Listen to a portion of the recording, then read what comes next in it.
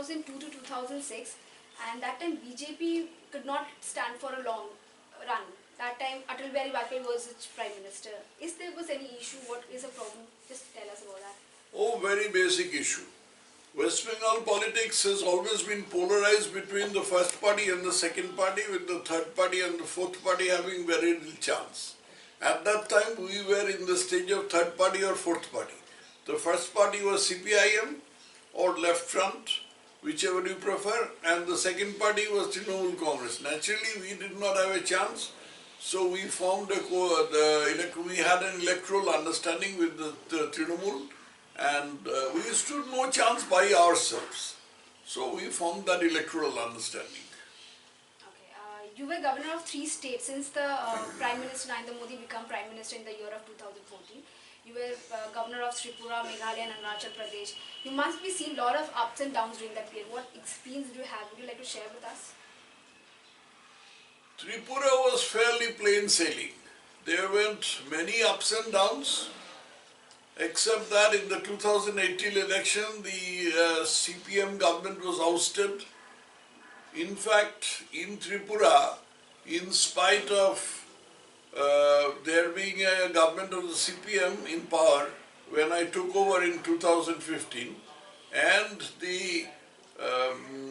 my basic political persuasion being right of centre, a lot of people apprehended that I'd have a lot of problems with the government, but I did not have. Apart from very minor problems which arise all the time in any kind of work, I did not have any major problem. Unfortunately, in Meghalaya, I had quite a few problems, particularly with the passing of their Meghalaya Resident Safety and Security Act. I had opined that this was not within the competence of the state. That irked them quite a bit, because they had taken their Advocate General's opinion that this is within the state's power, but on a plain reading of the Constitution I found otherwise. So I did not agree, and I sent the case to the President or the Home Ministry for further action. The government was, the Chief Minister and the government were quite upset about it, but I am helpless. I have to go by the Constitution. Being Hindu leader, you're known for your controversial statement. How would you like to defend your statement, or would you like to defend yourself on that? Controversy is the basic material of democracy. What is democracy all about? About controversies. There is a government and there is an opposition, and the government and opposition do not see side by side, do not see eye to eye, and therefore there are controversies. So what is so difficult about controversies?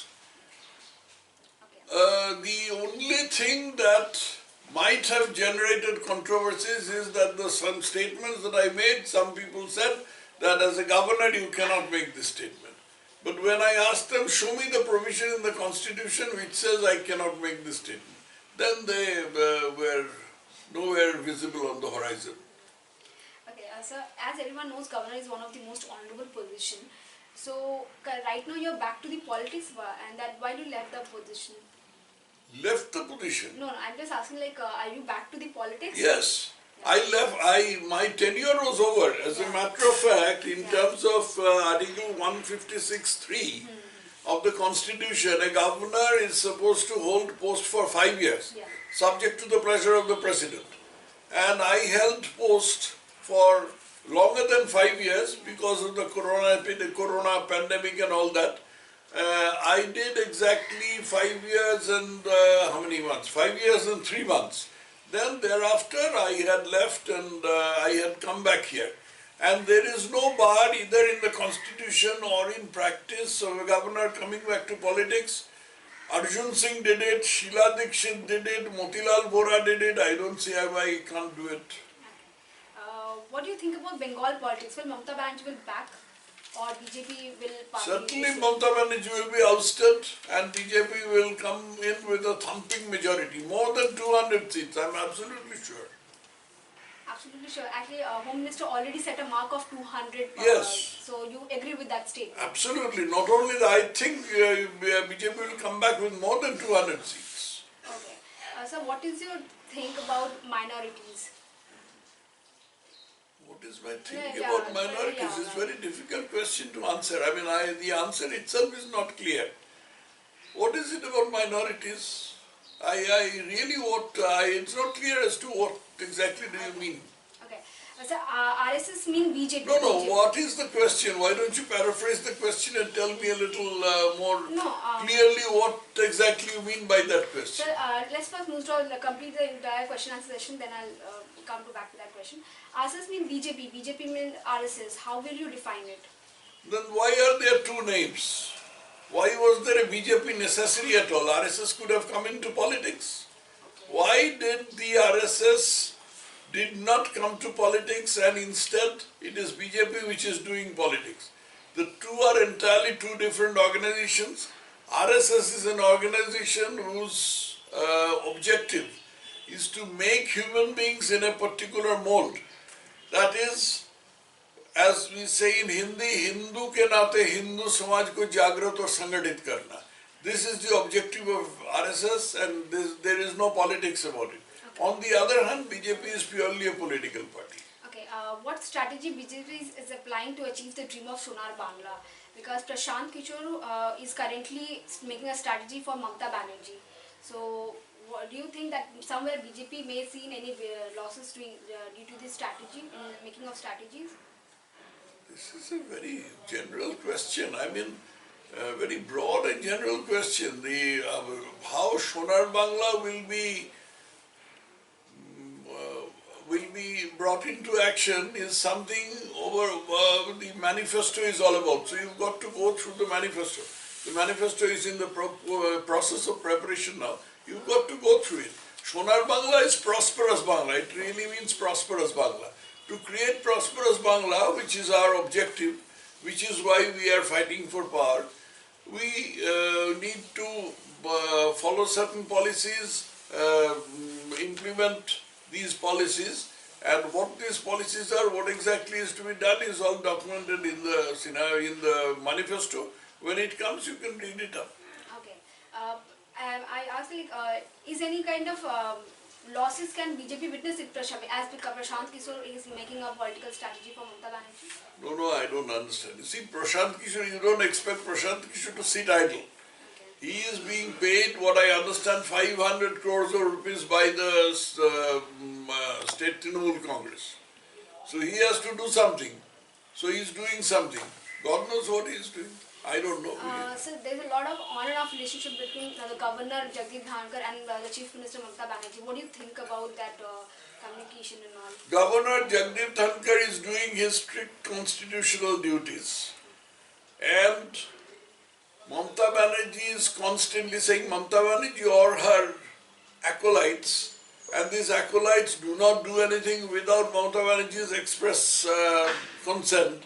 They are constantly saying that he is a branch office of the BJP, he is a branch office of the central government, he is not doing his duty, he is doing something much more than is permitted by his duty or permitted by the constitution.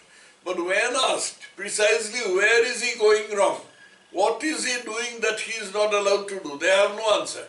I also had that experience when these opposition parties asked me these questions, that how can a governor say such? I said, show me the provision which says that the governor cannot do so and so thing. Okay. So currently a lot of things going on farm bills. What do you think about that? The government should listen to, like, already had there were time, eight of the times the conversation had between the farmers union leaders and the government. Now what do you think about your point of view, that what should be solution of this See, entire this problem? is confined only to two states, Punjab and Haryana. And they are taking advantage of their proximity to Delhi. Had these states been in the position of Andhra Pradesh or Telangana or Tamil Nadu, they could not have done on this thing. And this is actually how this bill abridges the rights of the farmers or gives them any disadvantage is not clear from what these people are saying.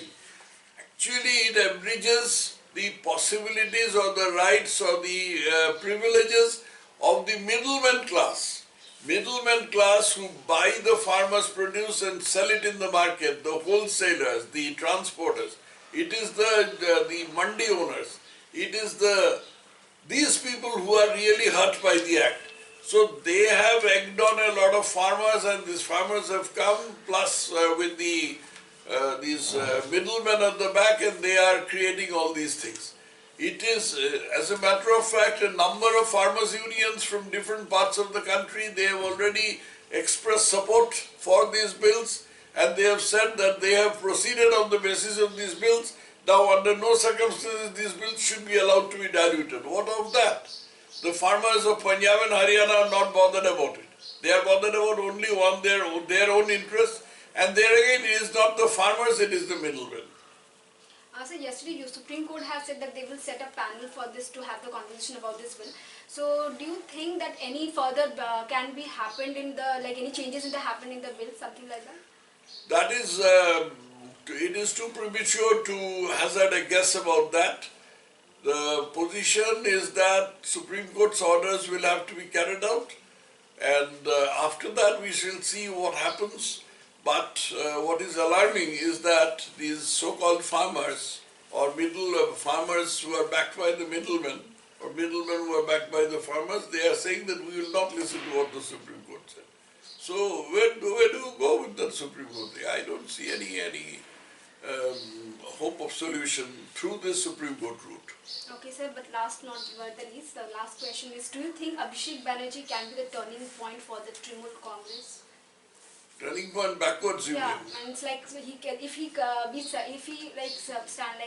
be one of the powerful leader of this Trinamool Congress. You mean if Abhishek Banerjee is jettisoned, if he is thrown away, then Trinamool Congress might do better? That is what you are asking? Yes.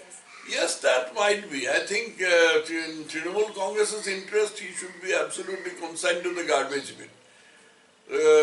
A lot of people who have broken away from Trinamool Congress, a lot of leaders, they have complained that this Trinamool Congress, that they are leaving the Trinamool Congress because over much of importance has been given to this Abhishek Banerjee, who has no qualification except for being the nephew of Mamata Banerjee, and they are sore about it. They are not being, these leaders are not being given due importance, and that is the root of trouble. So if Abhishek Banerjee is thrown away, it is so much better for Trinamool Congress.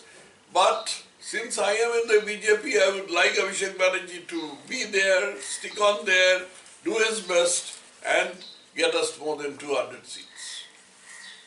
Thank you, sir, for this question and answer. It was amazing.